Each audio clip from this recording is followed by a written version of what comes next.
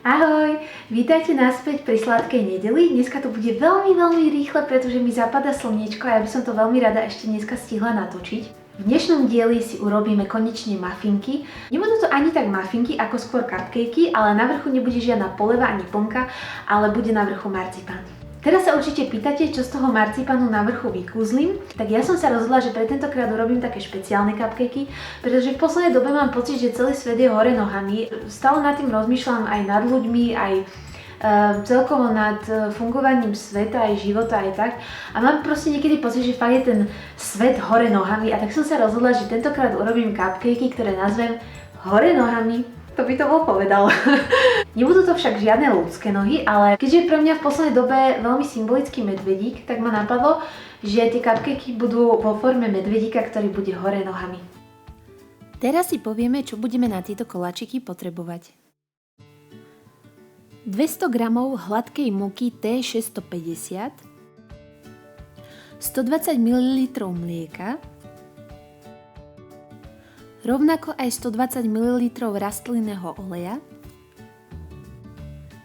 jedno vajíčko, 2 lyžičky nejakého kypridla, ja tentokrát použijem sodu bikarbónu, 100 g cukru, ja použijem trstinový cukor, trošilinku zeleného potravinárskeho farbiva, na dofarbenie marcipánu budeme potrebovať aj kakao, a napokon samozrejme marcipán. Tak, môžeme sa do toho hneď aj pustiť. Marcipán si zatiaľ odložíme na bok, tam teraz nebudeme potrebovať ani kakao, ani farbivo. To si dáme na bok a teraz iba pôjdeme zmiešať suroviny. Takže ja si najprv zmiešam vlastne vajíčko. Ty brďo, to čo tam je v tom vajci? Je mi nejaký zárodok, alebo čo to tam vypadlo, preboha. Bože, ty si mal byť kuriatko. Vajíčko teraz poriadne vyšľaháme, ja používam takýto ten menší šľahač. Teraz pridáme 125 ml mlieka, čiže dáme približne od oka, asi tak.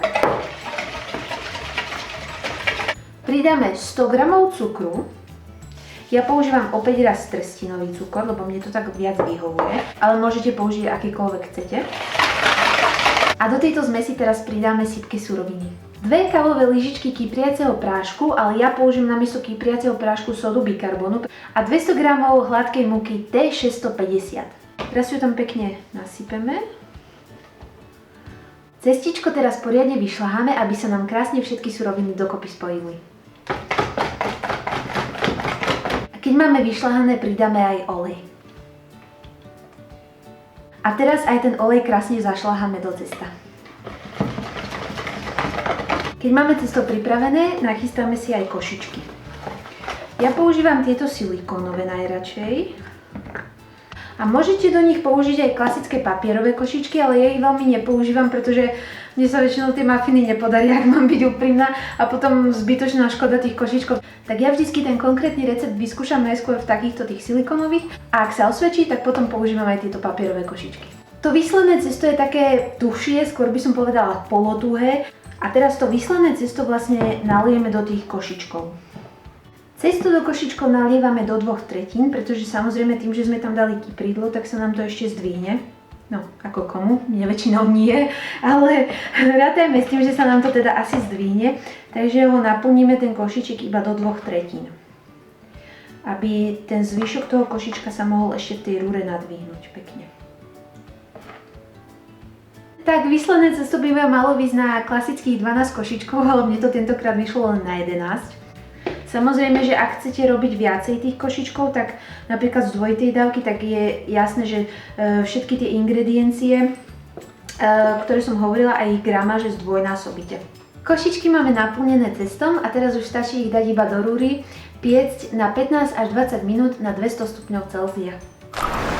Medzi tým si pripravíme poťah a začneme tým, že si urobíme trávu. Do nejakého hrnčeka si nasypeme trochu zeleného potravinárskeho farbiva, nakvapkame malinko iba zo 1-2 kvapočky vody a potom následne pridáme aj marcipán, ktorý v tej farbe poriadne roztlačíme, aby sa nám zafarbil. Zo zafarbeného marcipanu si vyformujeme presne toľko guličiek, koľko budeme poťahovať mafinkou. Potom ich rozvalkáme do tvaru kruhu, a to na práškovom cukre, aby sa nelepili. Zvyšný marcipán si zafarbíme kakaom. A taktiež poriadne premiešame. Z hnedého marcipanu si vytvarujeme guličky, ktoré v 2/3 prerežeme. Menšiu časť prerežeme ešte na polovicu. Tie dve menšie časti to sú vlastne nohy a väčšia časť je vlastne telo medvedíka. Tie menšie časti si vyformujeme do tvaru packy a vlastne s nožom tam urobíme také zárezy, do ktorých vlastne vsunieme kúsok čistého bieleho marcipánu.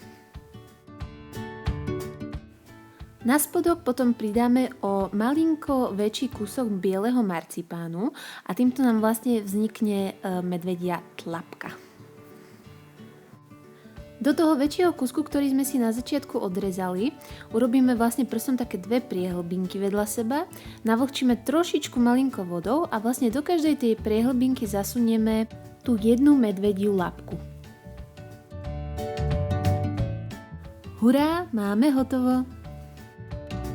Koláčiky máme hotové.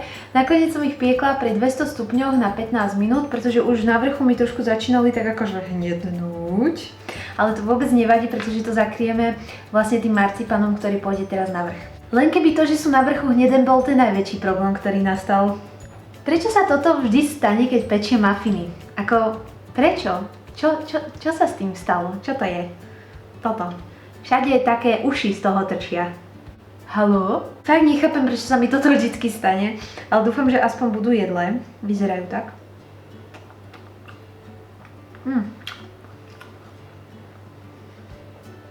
Chuťovo sú naozaj skvelé, ale prečo sa mi vždycky toto stane, to naozaj nechápem. Ak sa vám niečo takéto stane, nezúfajte, stačí ten vrch trošku zrezať a teraz pôjdeme na to dať ten marcipán. Tak a teraz si zoberieme trošku vodičky a len tak letmo prebehneme tú spodnú stranu tej trávy a takto krásne to položíme na ten mafinček. Tak. Vôbec sa nedeste, ak to nebude dokonalé, nič v živote nie je dokonalé, o tom sa môžete presvedčiť každý boží deň, takže vôbec sa nedeste, ak to nebude úplne dokonalé, na tom vôbec nezáleží. Trošku som sa musela posunúť, pretože teraz svieti veľmi slnko na túto stranu, takže aby ste sa nedesili, že som nejaká teraz až veľmi osvetlená.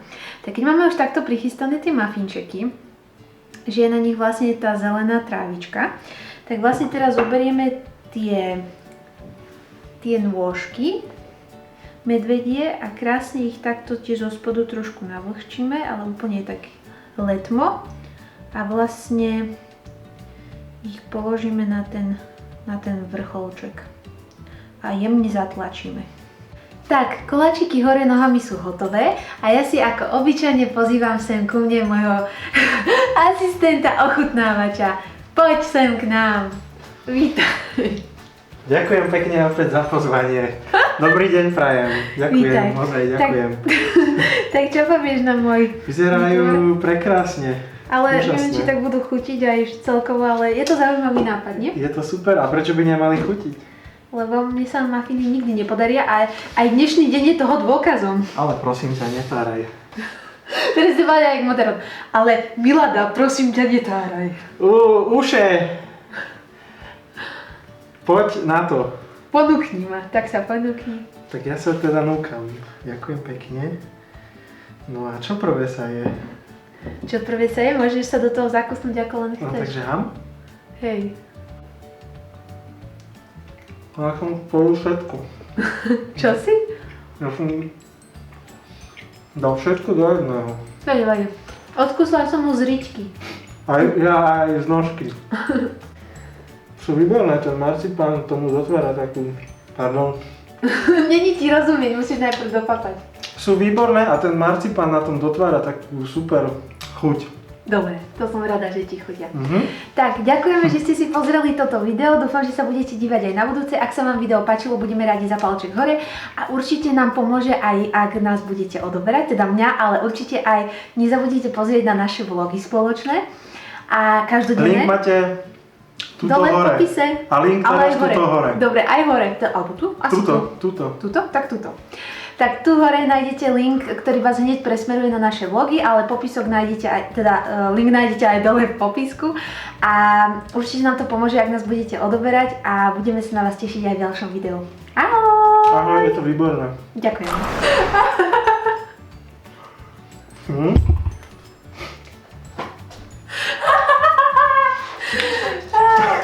No, nie. Takže ešte raz. Dobrý večer, vážení priatelia, vítajte pri športe. 33. kolo futbalovej Fortuna ligy otvoril zápas Trenčína a Banskej Bystrice. Ako to dopadlo, už prinesie v reportáži Michal Sovák.